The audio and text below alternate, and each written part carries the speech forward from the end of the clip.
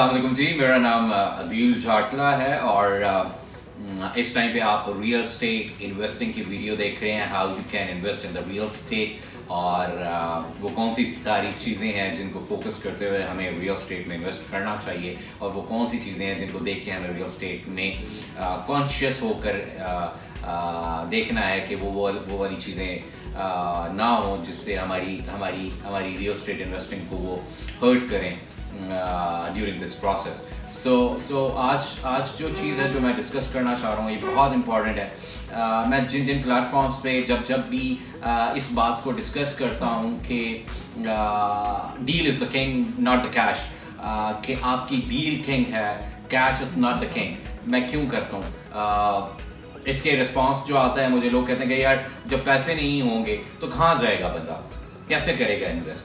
सो यही चीज़ है, यही माइंड है जिसको हमने शिफ्ट करना है और ये दोनों सिनेरियोज में इम्प्लीमेंट होता है। जिनके पास पैसे नहीं है, रियल स्टेट में आना चाहते हैं, ये उनके लिए भी इम्प्लीमेंट होता है और जिनके पास पैसे हैं और वो इन्वेस्ट करना चाह रहे हैं या करते हैं, ये उनके लिए भी इम्प्लीमेंट होती है। ये बात क्या बात होती है कि मैं कहता हूँ कि डील टॉप पर है और आपका बजट बाद में है। हमारा जो एक माइंडसेट है वो ये है कि हम ये समझते हैं कि हम जो भी परचेजिंग करने जाते हैं वो छोटी से छोटी चीज़ की हो या बड़ी से बड़ी चीज़ की हो, हम अपने वॉलेट को देख के करते हैं, जो कि टोटली रॉन्ग है। हमने आज तक कभी अपने बजट को और अपने वॉलेट को देख के परचेजिंग नहीं की है। हम अपने इमोशंस और फीलिंग्स को सामने लेके जाके पर्टिकुलरली टुवर्ड्स दैट थिंग उसको सामने रखते हुए हम परचेजिंग करते हैं।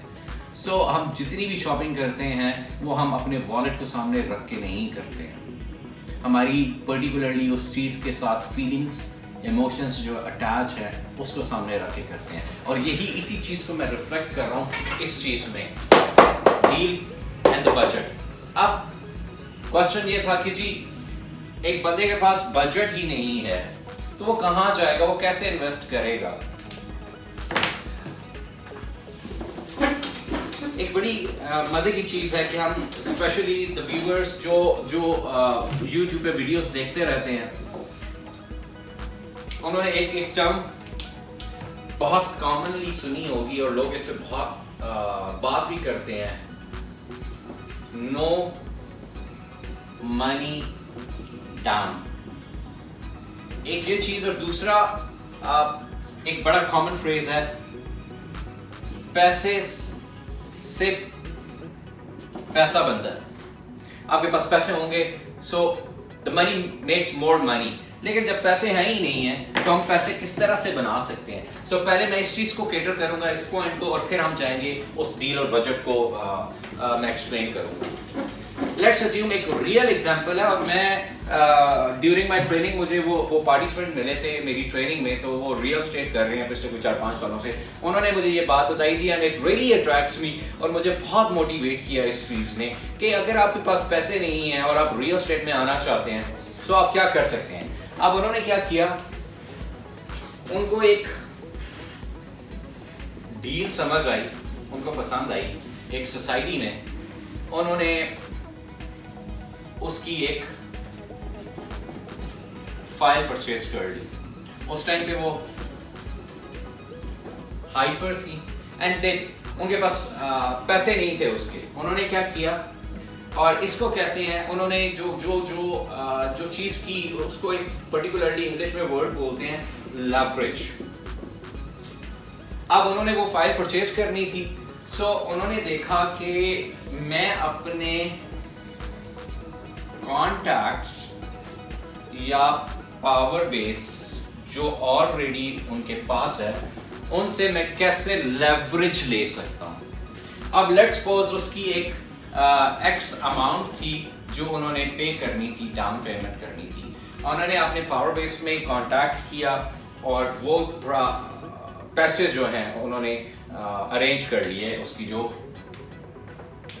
इस फाइल की जो डाउन था, जो उन्होंने डाउन पेमेंट करनी थी। फिर उनको पर्टिकुलरली एक टाइम फ्रेम मिल गया कि इसके बाद आपको ये चीज़ अपने नाम ट्रांसफ़र करवानी है, आप ओपन नहीं रख सकते। सो हाइप पर भी थी, स्ट्रैटेजी भी थी, एनालाइज भी किया हुआ था उन्होंने, और जो एक मार्केट रिसर्च है वो भी की हुई थी। उसके आने से पहले ही फाइंड द क्लाइंट, उन्होंने क्लाइंट फाइंड किया और उस चीज़ को प्रॉफिट पर निकाल दिया। अब जो उन्होंने लेवरेज ली हुई थी, जो अमाउंट ली हुई थी, ही रिटर्न्ड बैक जिन लोगों से ली हुई थी, और अपना प्रॉफिट उन्होंने अपने पास रख लिया था। और ये बहुत इंकरेजिंग स्टोरी है उन लोगों के लिए जो कहते हैं यार हम कहाँ जाएं, हमारे पास तो पैसे ही नहीं है, हम कैसे रियल एस्टेट में आ सकते हैं। So it's all about shifting this thing. आपने पैराडाइम चेंज करना है, आपने वो लेंस उतार के दूसरे लेंस लगाने हैं जिससे आपको हर चीज पॉसिबल होती हुई नजर आए। और एक टर्म मैंने अपने मेंटोर से सीखी थी, वो ये कहता था अदील आस्क। ये जो आस्क है it's a very powerful word.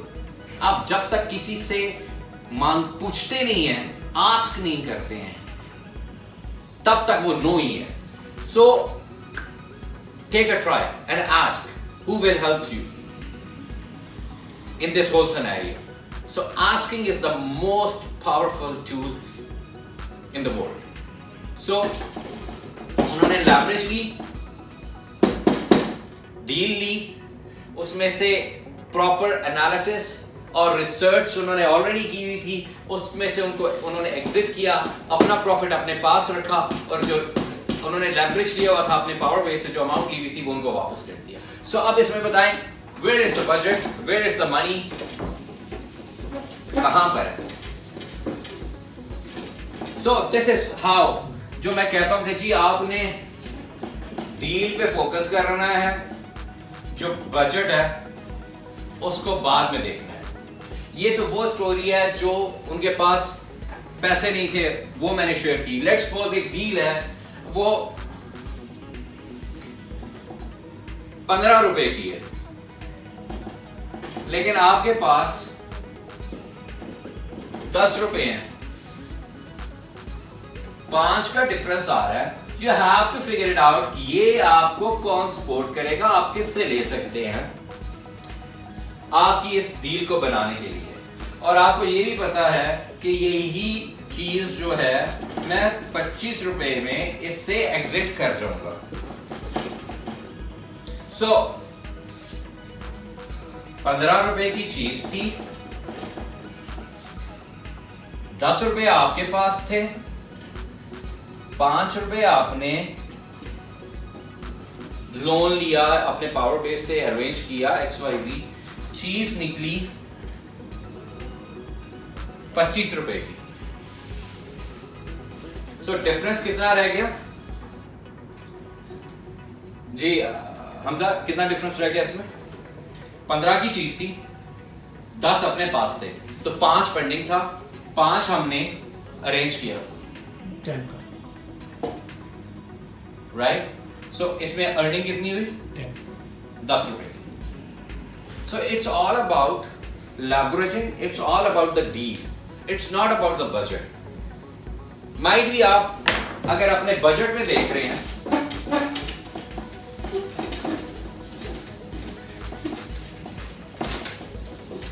let's suppose if you are focusing on your budget, आप जैसे मैंने कहा आपके पास let's suppose 10 रुपए हैं, आपने 10 रुपए के अंदर ही चीज देख रहे हैं, लेकिन वो 10 रुपए वाली चीज आपको अगले 5 सालों तक स्टक रखती है, या वो इतने प्रॉफिट पर नहीं जाती है। So I think this 10 rupees doesn't work. आपने सिर्फ और सिर्फ फोकस ये करना है कि वो चीज क्या है जिसमें मैं इन्वेस्ट करने जा रहा हूं, मोस्ट इंपॉर्टेंटली। सो जो क्वेश्चन किया गया था मेरे से कि जी जिनका बजट ही नहीं है, तो जो मैंने ये 2 एग्जांपल्स दी हैं वो क्लैरिफाई करती हैं। स्टिल अगर ये कंफ्यूजन है और ये चीज आपको क्लियर नहीं कर रही, लेट मी नो, इसमें फिर और एक्सप्लेनेशन दी जा सकती है कि how you will make a deal, और उसको आप किस तरह से लेवरेज लेके उसको प्रॉफिटेबल कर सकते हैं। I have seen a lot of people, they have money, they have budget, but उन्होंने ऐसी चीजों में अपने फंड्स पार्क किए हैं, they are stuck.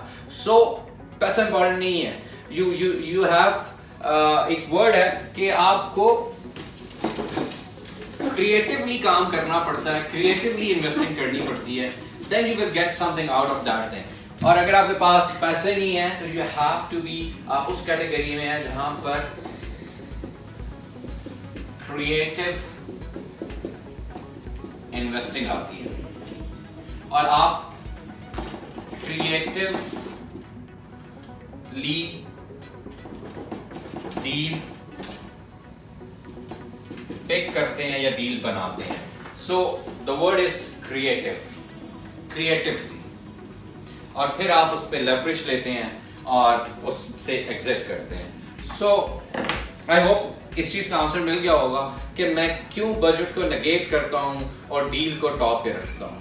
If deal is good, if deal is workable, आप बजट भी अरेंज कर लेते हैं, आप पैसे भी अरेंज कर लेते हैं और आप फिर वो डील भी पे कर लेते हैं। लेकिन अगर डील ही नहीं है, आपके पास पैसे हैं, पैसा जो है, money doesn't work in a proper way, कि अगर वो आगे सामने कोई चीज़ ही नहीं है। सो इट मीन्स कि अगर वो डील प्रॉपर नहीं है, वो प्रॉफिटेबल नहीं है, वो प्रॉफिट्स की तरफ नहीं जा रही है, तो आपके पैसे स्टक हो जाएंगे।